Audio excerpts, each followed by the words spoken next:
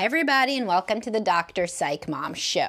Today, we're going to be talking about people who are in the situation where they married the person that was into them the least out of all their prior partners. Why would somebody do this crazy thing? Well, it's unfortunately common, so I've thought long and hard about why, and not that long and hard, though, because I've told you why. If you go back to anything else I've read, you will start to recognize why as I start speaking. I mean, anything else I've said or, written or done on a video or whatever. But before I do that, please do subscribe. The most recent one was Why to Divorce When You're Not Angry But Accepting, and I have loads and loads of others, and others coming out all the time. And that's as much as I could say about that. You should also join my Facebook group that does not get you the podcasts, but it does get you a lot of conversation and a lot of engagement with me, and I do take a lot of requests that are in that group for podcasts and video topics too. All right, so why would somebody just try to pause after I ask the question and see how much you've learned from me? Why would somebody marry somebody that isn't into that, even if they've had experiences knowing that other people can be into them? Do do do do do do do do do do do do do do. Why? Because attachment.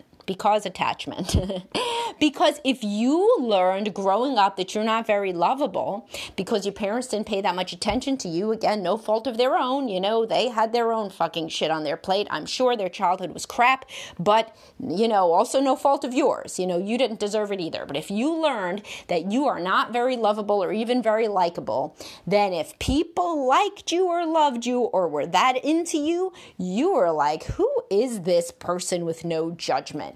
This woman or man is crazy. I don't want to be with them. Look how into me they are. It's like gross. Like they're smothering me. I don't want this. I don't want somebody who's this into me. It means there's something weird about them or something. Makes me feel super uncomfortable because it's super unfamiliar to be with somebody that likes me this much. Oh, I know who I'll go for. That person over there that can't really, look at me straight in the face, with whom I do not have fulfilling sex, that I can assume then has very good judgment because they don't really like me that much. Reminds me of home. Now, of course, none of this is articulated, but that's kind of how it goes in the subconscious. If you had... I talked to so many guys who had sexually fulfilling relationships prior to their wife, and they say, yes, of course I know what it would be like. So basically I say to them something like, well, maybe you're too hard on her. Maybe this is a fulfilling sex life. Maybe she's into it, right? They say, no, I know what it's like when a woman's into me sexually. For example, my girlfriend in college, she loved oral sex. And of course, I say she's probably not going down on her now husband every day. Obviously, I tried to bring the man into reality. But he's like, when I compare, but he has some reality there too, which is basically a woman who went down on you every day in your courtship probably is not going to turn into a woman who will never do it because it's too gross. That happens sometimes, women's hormones change, they have a baby, they get depressed, a lot of shit happens, they are grieving something, they have unresolved trauma, you cheated on them or were a dick, a million reasons that a woman could stop going down on you, but the one that they will not have is that they never ever did it, always thought it was gross, and you just convinced yourself that it didn't matter. Because why? Because you don't know, you don't really remember anymore. Now you think it was pretty stupid. Well, I'll tell you, what happens is these men, they're with women that are into them, and I've seen it happen time and time again. So they're into the woman that'll go down on them all the time and that enjoys sex and has an orgasm and all of this stuff, but they have some problem with her. Maybe she's not smart enough. Maybe she's too clingy. Maybe she wants to get married too fast and just have babies. Maybe she doesn't have a career. Whatever it is, they distance themselves from this woman because she makes them uncomfortable. She's too into them. And what they instead decide to go for, in a subconscious level, but a very conscious level that the decision is made, they decide to go for a woman who then becomes the avoidant wife in the Avoidant Wife podcast. A woman who could really take them or leave them. And at the beginning, they're like, oh my God, this is so great. This fits so well into my life. Look, it's so amazing. She doesn't even want to hang out with me. man, I get a lot of stuff done. I have a million hobbies. My career is on overdrive. Why? Because, she could really, doesn't really care if I live or die. So, she sees me once a week. She smiles. We joke around because we're in our 20s. We could probably joke around at a funeral when you're in your 20s. And, well, we don't have that much sex, but I'm sure it'll get better, or it won't, or it doesn't matter. She's hot. She likes me, seems to like me sometimes, likes me at least well enough to see me once a week or twice a week. And yeah, we're good to go. But that isn't what is really happening on a subconscious level. What's happening is that you are uncomfortable with the person that's too into you. And women do this too. That's the guy that they feel is smothering, suffocating, too many presents and too much I love you.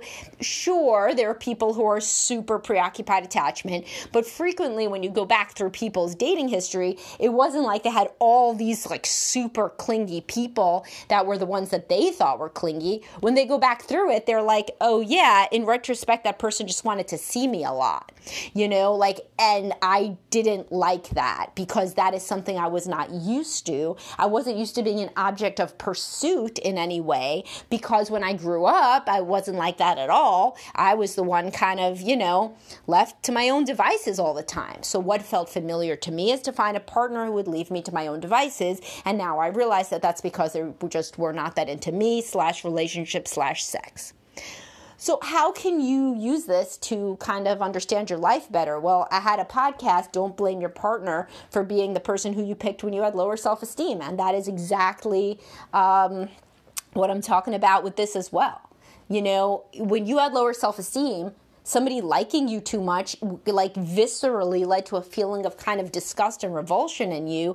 And now you're very different and you wish that you would have given those people more of a time of day, the people that were into you back in the day. Well, there's no time machine. You don't want to cheat on your spouse. So what should you do about it now? Well, the first thing is to stop blaming them and acting like in some way they changed or it was like some kind of bait and switch. It really wasn't. It's not a bait and switch for a woman that's only having sex with you a couple times a week in the honeymoon stage and who always is cool with you working or seeing your friends or doing your 3,000 hobbies or basically not seeing you much. It's not a bait and switch when that woman goes from 2 times a week or 1 time a week to 1 time a month. That's just literally the libidinal change in a woman within monogamy. So when you were with the woman who was having sex with you every single day and couldn't get enough of you, she probably would have gone to every other day or twice a week, which now would be super awesome for you.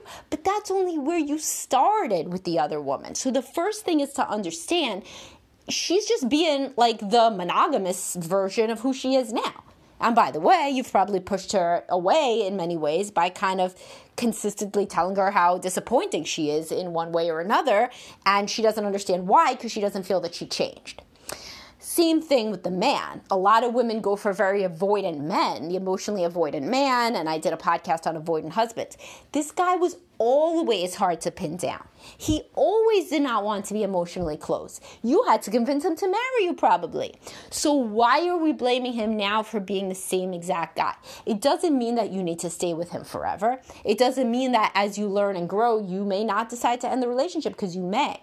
But what a good thing to do is to work on the bitterness and the resentment because bitterness comes from thinking things could have been different. It couldn't have been different. With the person that you picked, knowing that knowing the type of person that you had to basically be attracted to, you know this because you had the option of being with other people and didn't even pick them. You picked the one that wasn't as into you. Given your tendency to do that, which was stemming from your upbringing and your subconscious tied to that sort of dynamic, it could not have gone any other way.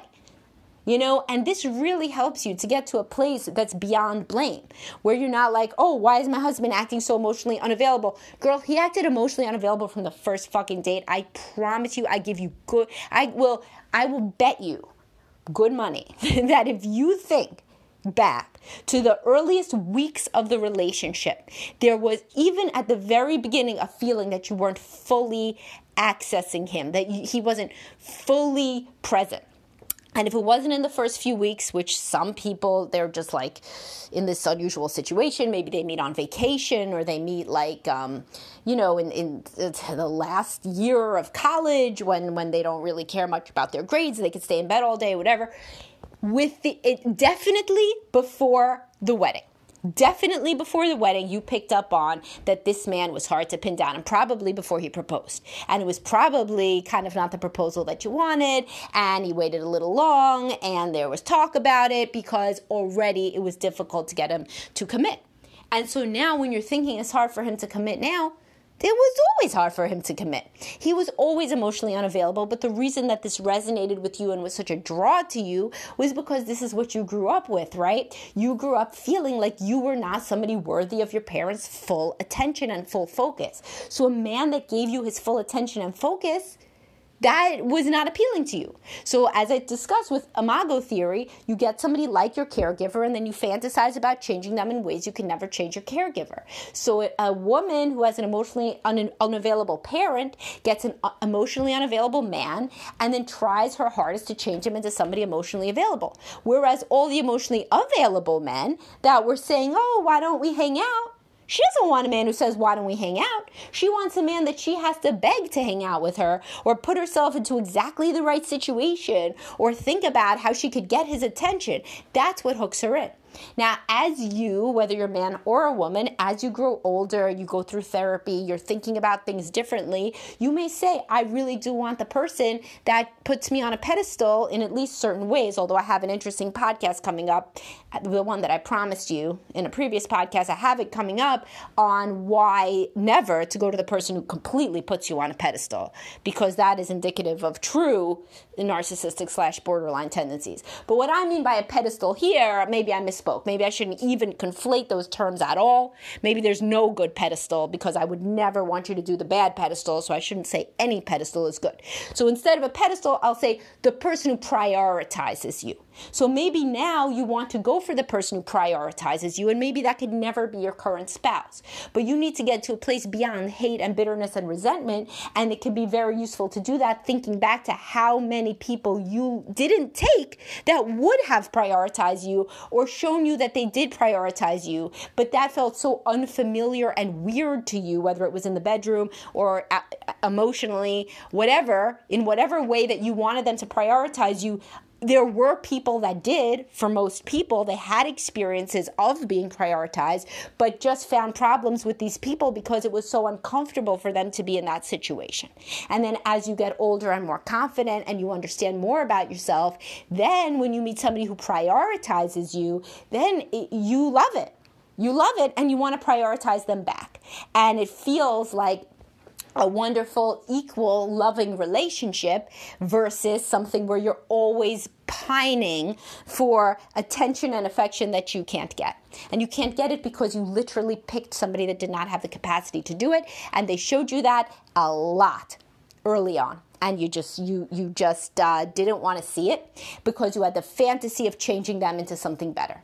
But the whole reason that you were drawn to them was that they were somebody who did not give sufficient attention and affection. And this can be a transformative epiphany for the majority of people who realize it. And in second marriages, after you have been divorced from somebody who never gave you the level of affection, whether it was sexual, physical, emotional, spiritual, whatever, the sort of communion and closeness that you wanted, when you find somebody with whom you can have that relationship, then it can be very healing. So while if you get divorced, the first marriage may not, quote, reparent you, as I discuss in my podcast and posts about reparenting, the second marriage may. And I and other people in healthy second marriages have felt this.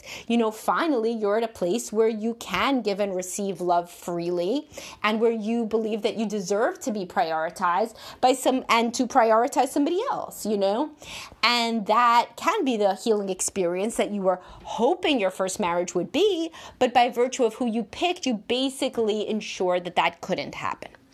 So if you feel like this resonates with you, then yeah, like you too are the problem, like not in a blame way, but it isn't just that your spouse like offered something that they then didn't really give.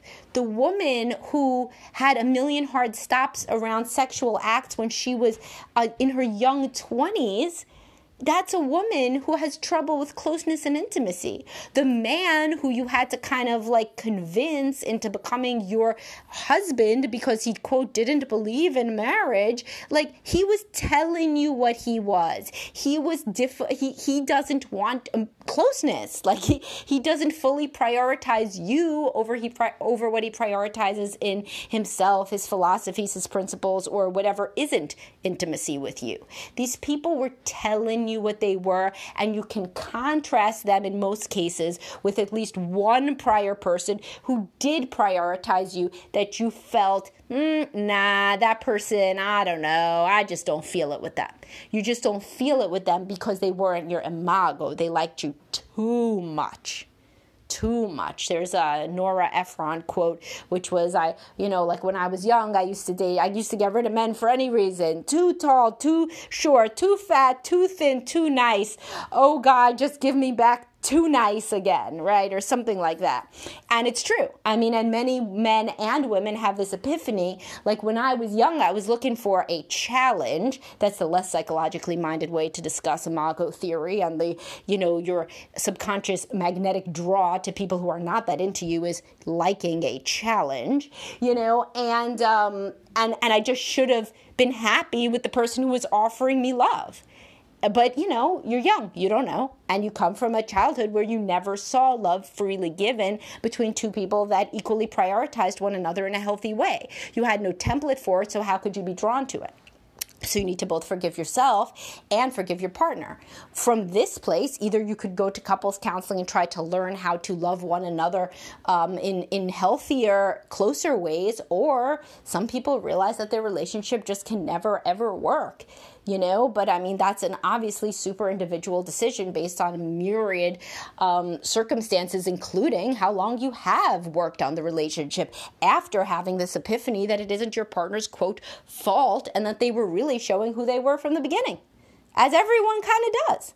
And that's why you should be in therapy when you're dating, because therapists can really help you see these red flags when it's your second time around so that you don't get into the same kind of relationship that didn't work out the first time, and that you can notice and be open to people who actually really like you and want to be with you, and not find that to be a turnoff. And while it sounds stupid to say it, some of you know exactly what I mean. If they like me too much, it's a turnoff. My God, wow, I really am fucking myself. And if you have that sort of epiphany, it's really, you should have been in therapy to think about it and explore it starting yesterday. So today is the second best. All right, I'll talk to you all soon. Hope you got a lot out of this. And please do subscribe and join the Facebook secret group. Bye-bye.